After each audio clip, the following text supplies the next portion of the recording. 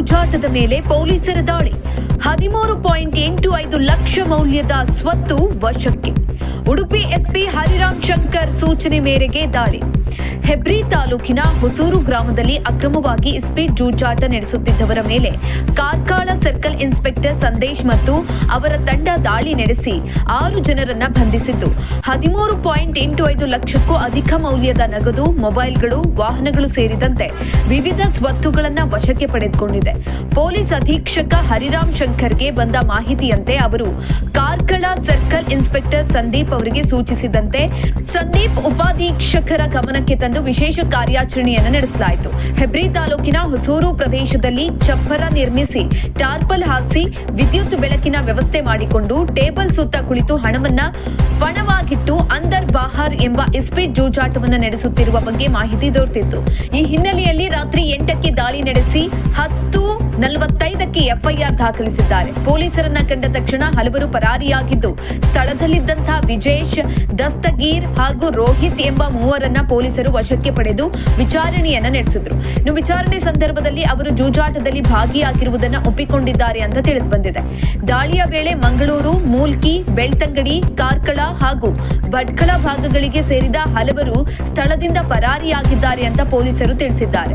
ಇನ್ನು ಪರಾರಿಯಾದವರ ಪೈಕಿ ನಿತಿನ್, ಕಿಶೋರ್, ಸಿದ್ದು ಶೆಟ್ಟಿ, ರಂಗನಾಥ್, ರಫೀಕ್, ನಜೀರ್, ಚೇತನ, ವಿಜಯ್ ಶೆಟ್ಟಿ, ಮಹೇಶ್, ಮಹದೇವ ನಾಯ್ಕ, ಇಮ್ರಾನ್ ಸೇರಿದಂತೆ ಇತರರು ಸೇರಿದ್ದಾರೆ ಅಂತ ಹೇಳಲಾಗಿದೆ.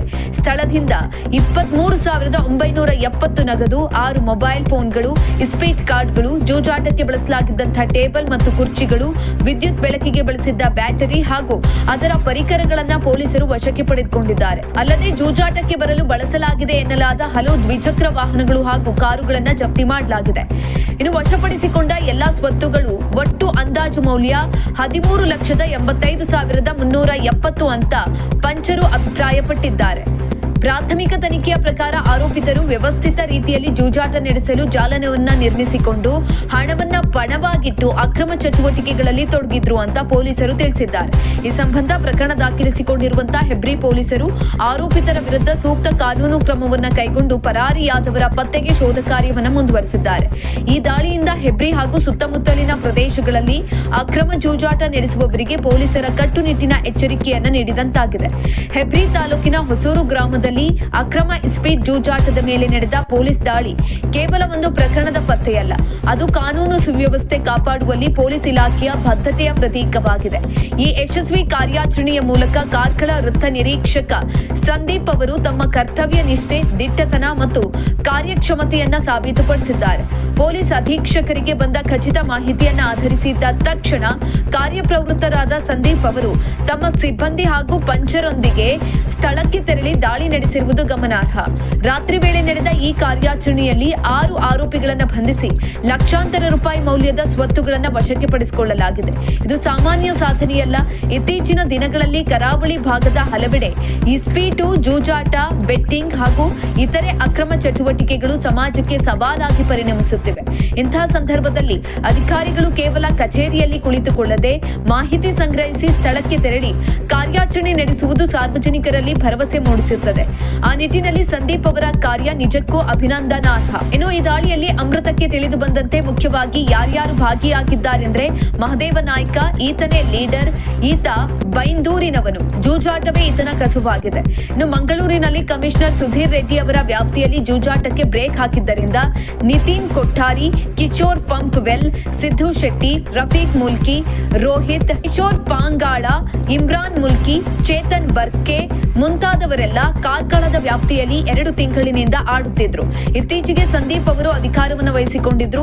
ಇದಕ್ಕಿಂತ ಮುಂಚೆ ಉಪಾಧೀಕ್ಷಕರಾಗಿ ವಿಜಯ್ ಪ್ರಸಾದ್ ಅವರು ಬಂಟ್ವಾಳದಿಂದ ವರ್ಗಾವಣೆಯಾಗಿದ್ರು. ಅವರು ಕೊಂಚ ತೂಕಡಿಸ್ತಾ ಇದ್ರು. ಸಂದೀಪ್ ಅವರು ಬಂದ ಮೇಲೆ ಎಚ್ಚರವಾಗಿದ್ದಾರೆ. ಉಡುಪಿ ಎಸ್ಪಿ ಅವರು ಸಂದೀಪ್ ಮುಖಾಂತರ ಎಚ್ಚರಗೊಳಿಸಿದ್ದಾರೆ. ಇನ್ನು ದಕ್ಷರಾದ ವಿಜಯ್ ಪ್ರಸಾದ್ ಅವರು ಬಂಟ್ವಾಳದಲ್ಲಿ ಒಳ್ಳೆಯ ಕೆಲಸ ಮಾಡಿದ್ರು. ಕಾರ್ಕಳಕ್ಕೆ ಬಂದು ಯಾಕೆ ಹೀಗಾಗಿದ್ದಾರೆ ಅಂತ ತಿಳಿಯದು. ಇದರಂತೆಯೇ ಉಡುಪಿ ಉಪಾಧೀಕ್ಷಕರಾದ ಬೆಳ್ಳಿಯಪ್ಪನವರ ವ್ಯಾಪ್ತಿಯಲ್ಲಿ ಅನ್ವರ್ ಅಂಡ್ ಗ್ಯಾಂಗ್ ಜುಗಾರಿ ಆಡುತ್ತಿರುವುದು ಅಮೃತದ ಗಮನಕ್ಕೆ ಬಂದಿದೆ. ಇದರ ಬಗ್ಗೆ ಉಡುಪಿ ಪೊಲೀಸರಿಗೆ ಮಾಹಿತಿ ನೀಡಿದ್ರೂ ಏನೊಂದು ಕ್ರಮವನ್ನ ತೆಗೆದುಕೊಳ್ಳಲಾಗಿಲ್ಲ ಎಂಬುದು ಹರಿರಾಮ್ ಶಂಕರ್ ಅವರ ಬಲಹೀನತೆಯೋ ಅಥವಾ ಬೆಳ್ಳಿಯಪ್ಪನವರದ್ದೋ ಗೊತ್ತಾಗ್ತಾ ಇಲ್ಲ. ಆದಾಗ್ಯೂ ಒಂದು ದಾಳಿ ನಡೆಸುವುದರಿಂದಲೇ ಸಮಸ್ಯೆ ಸಂಪೂರ್ಣವಾಗಿ ನಿವಾರಣೆಯಾಗುವುದಿಲ್ಲ. ನಿತಿನ್ ಕೊಠಾರಿ ಸೇರಿದಂತೆ ಹಲವರು ಜೂಜಾಟ ಸಂಘಟಕರು ಹಾಗೂ ಖದೀಮರು ವರ್ಷಗಳಿಂದ ತಮ್ಮ ಜಾಲವನ್ನು ವಿಸ್ತರಿಸಿಕೊಂಡಿದ್ದಾರೆ ಎಂಬ ಆರೋಪಗಳು ಕೇಳಿಬರುತ್ತಿವೆ. ಇಂಥವರ ವಿರುದ್ಧ ನಿರಂತರ ಕಾರ್ಯಾಚರಣೆ ನಡೆಸಿ ಅವರ ಜಾಲವನ್ನು ಸಂಪೂರ್ಣವಾಗಿ ಬೇರು ಸಮೇತ ಕಿತ್ತು ಹಾಕುವ ಅಗತ್ಯವಿದೆ.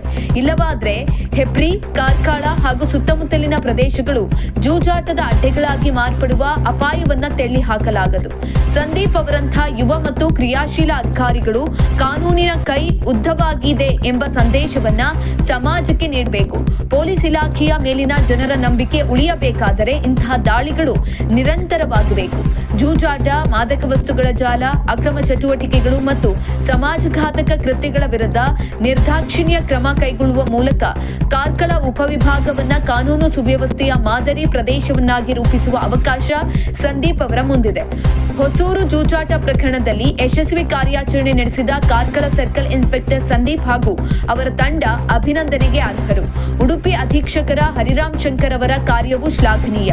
ಕಾನೂನಿನ ಪಾಲನೆಗೆ ಹಗಲಿರುಳು ಶ್ರಮಿಸುವ ಇಂತಹ ಅಧಿಕಾರಿಗಳ ಕಾರ್ಯಕ್ಕೆ ಸಾರ್ವಜನಿಕರ ಬೆಂಬಲವೂ ಅಗತ್ಯವಾಗಿದೆ. ಸಮಾಜದ ಹಿತದೃಷ್ಟಿಯಿಂದ ಇಂತಹ ಕಾರ್ಯಾಚರಣೆಗಳು ಮುಂದುವರಿಯಲಿ ಎಂಬುದು ಸಾರ್ವಜನಿಕರು ಹಾಗೂ ಅಮೃತದ ಆಶಯ.